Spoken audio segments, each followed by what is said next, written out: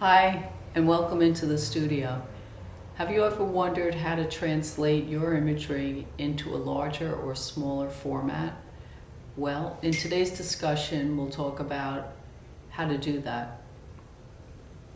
Welcome in. I'm Janice, a former graphic designer who worked in Manhattan for many years and now who focuses on fine art, predominantly painting. So in today's discussion, I'd like to address how do you translate smaller imagery into a larger format. And I'd like to talk about a couple ways and a few tips that I have in order to do that. So let's say I've taken some imagery I've got in my book. I want to develop these into paintings, and I'm about to either, make my own canvases by stretching that, or see if I can go to the store and pick something up ready made. So I've got to know what size to do, and with ready-mades, of course, there are standard sizes, whether I work in canvas or linen. I could, of course, work on unstretched canvas and then roll that out, but I still want to have an idea as to how much size-wise that I'm going to need to purchase so that I can get started. So I've got my sketches. I'm going to measure it. I've got here 5 by 7.5. I'm going to grab my proportional scale, and this is a rotating wheel. There's an interior number here and an exterior. So I'm going to put my width of 5 into my scale. And what I do need to know is, am I going to make this larger or smaller, of course? And again, I want to go into a proximity of what size that I'm thinking of, because here, this is endless. I could go whatever size. So if I'm going to go to a ready-made size, let's say I'm thinking of something mid-range, and let's say I'm going to paint this 30 by 40 inches. So I'm going to take my width of 5 inches, and I'm going to use that. That's the interior size here. And I'm going to go up to 30 here. So that gives me 600%. My length here of 7.5 will translate now to 45 inches, okay, at the 600%. So we're looking at a canvas which is 30 by 45 inches.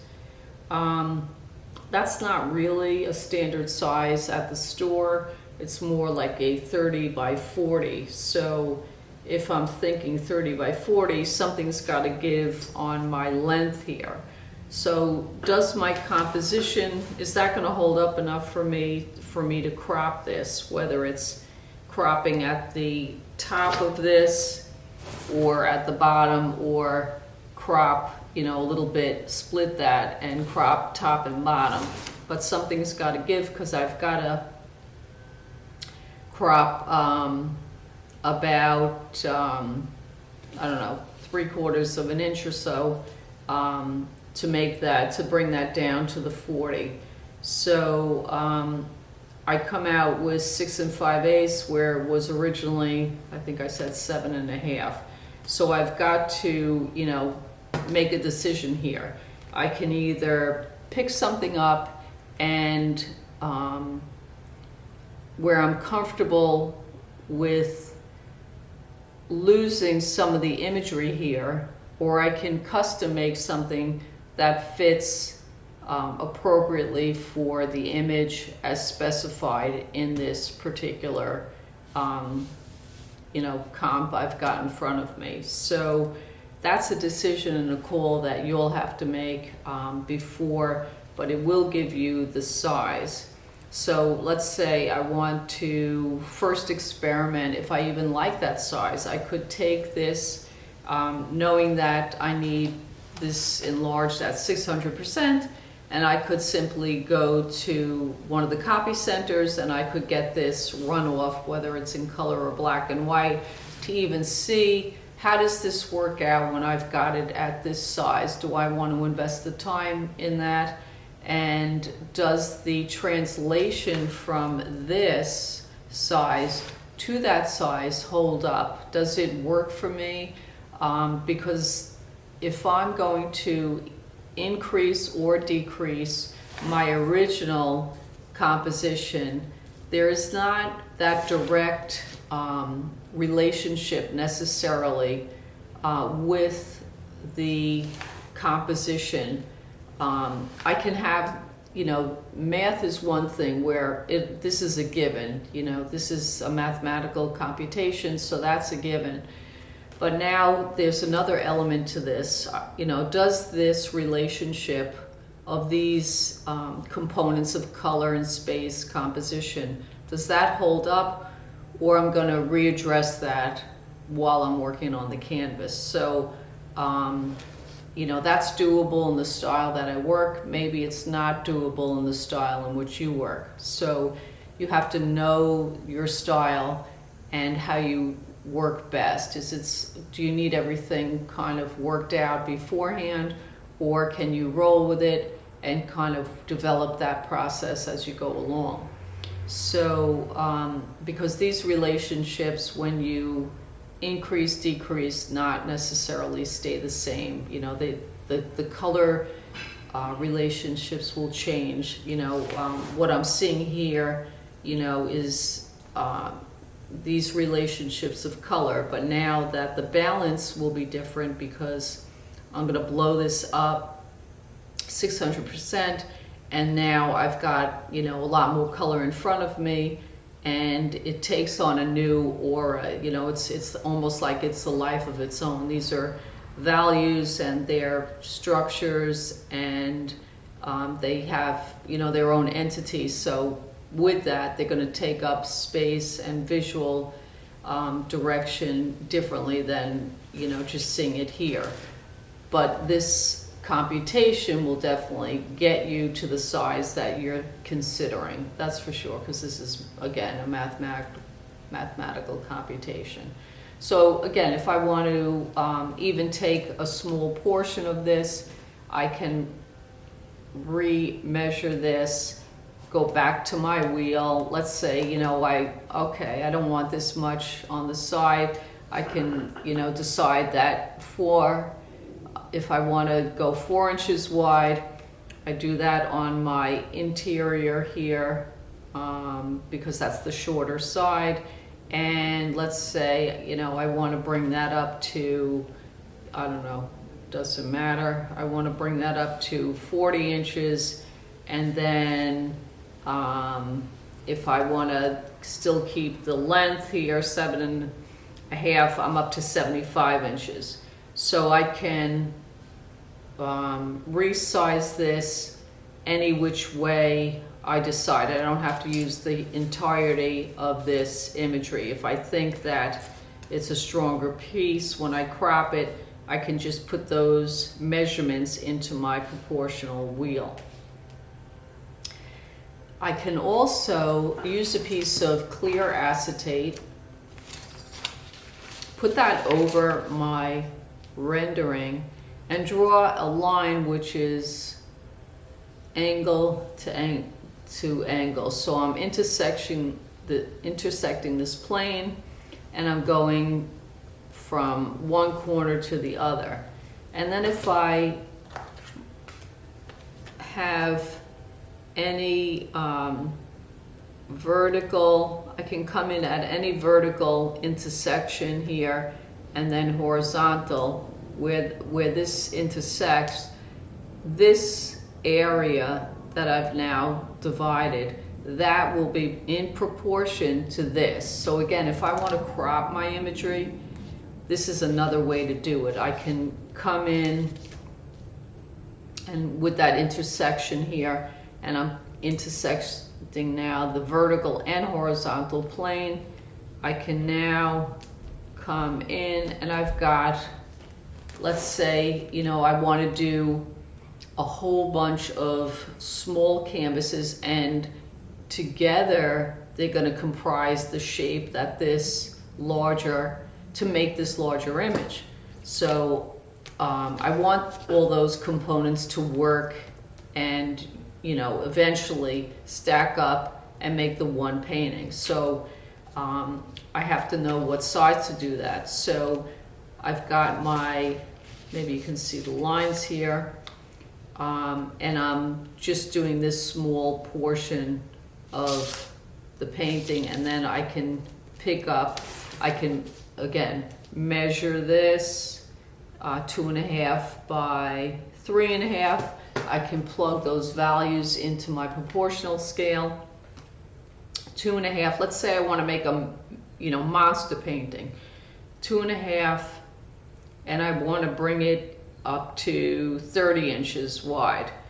2.5, and I'm, let's see, 2.5, and then I've got this at 3.5. 3.5 now becomes 42 inches here. But then I can keep building on that size. So when I put all these, you know, 30 by 40 canvases together, I can build a really large painting. And that's great if I don't have the room to store it, or if I want to more easily transport it, but I still want to get the, you know, punch out of a large painting. I can, you know, work each section by section so that when I'm done, I've got the elements of my, you know, mass here. You know, I could also, this could be one section of the painting, and I now want to put something, you know, totally different, pow zoom in the middle. You know, I can configure, you know, I can move this section over and replace it with another section. So this wheel will help me configure how to do all that, and then keep track of what sizes and how your, you know, puzzle is going to then fit together, whether you're constructing these canvases yourself or you're going to pick up ready-mades. This is the way to go. One other thing I wanted to bring up with proportion, not necessarily at the beginning of the process, but as you're working, let's say you've got this, you have your elements and you're in the middle of painting. Again, I'm going to take a piece of clear acetate, and I'm going to draw on it whatever image that I may want to kind of readdress the proportion. Let's just say I've now got this really big, or whatever size that I'm now working on, and something about the object, whether it's a human, whether it's, you know, a tree, a piece of fruit, whatever it may be, and I'm not quite feeling that the intensity of that particular field is large enough for my canvas, or it might be overtaking the other elements. So I'm going to render quickly onto my acetate, whatever that may be. Here I've got sort of like an apple. So I put that here on my acetate. I can take this acetate and I'll close one eye and I'll leave the other one obviously open. And I'm going to move my arm away from me and forward. So if I'm moving my arm away from me, the object is smaller and closer to the canvas that I'm working on. If I then bring it toward me, the object becomes larger and taking up more space. So I can decide, do I like that object within my picture plane, you know, on what scale here do I like my object? Do I need it smaller, mid-range, closer? But it's gonna move, and I'm going to adjust it accordingly, giving me a better idea of what size that this object deserves to be on my canvas. You know, what's the scale that is best served within my painting? And let's say, oh, placement's not great. I can sort of decide that as well. You know, I've got it integrated, or I need to move it and shift it. I've got it in front of me, loosely sketched onto my acetate, and I can sort of shift it. Does it work better on my, canvas in another location? And this way, I can sort of just relocate my object, make my decisions, go back to my canvas, and have a better assessment of where the placement for this human form or object may be, and resolve that without sort of going back and forth, not really having a handle on where the placement, the size, maybe it's the color, those, I can make some of those calls, and that'll help me out.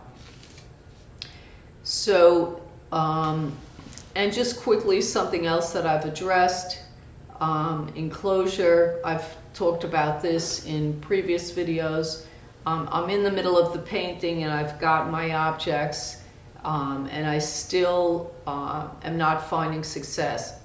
I can always jump back, as I've said many times, by taking a quick shot of the canvas I'm working on, print out how many 4x6s on my photo paper that I need. I can just run those off really quickly, and then I can take my Sharpie wax crayon and I can go over that and address composition, color, space, line. How do I want to alter that? So that, again, that's something sort of ongoing. If you don't want to immediately go jump onto your canvas, you can just do all that preliminary work on paper, and then again jump back, and you'll have a clearer direction as to where, how far up do you want these forms, because again, I can measure the width of this, the height, I can put it into my proportional scale, and then I can, help define, well, if this felt like it was coming off the picture plane, let's just say I had green down here and I ran this off on my printer, and I thought, I wonder what it would be like for the composition to bring it up, and I'm satisfied with this. I can kind of plug in those dimensions, put it into my proportional wheel, and then I'm going to know I'm coming up, and it'll give me markers as to, the height that I might be coming up to on my picture plane. So, I can move into my picture plane with a little more freedom without going back and forth so much. I'll have more of an idea coming in. So I hope some of those ideas helped with proportion, scale, composition. If you have any tips, I'd love to hear those as well. Happy if you'd share that. Always happy to have feedback, and till next time, I will see you soon.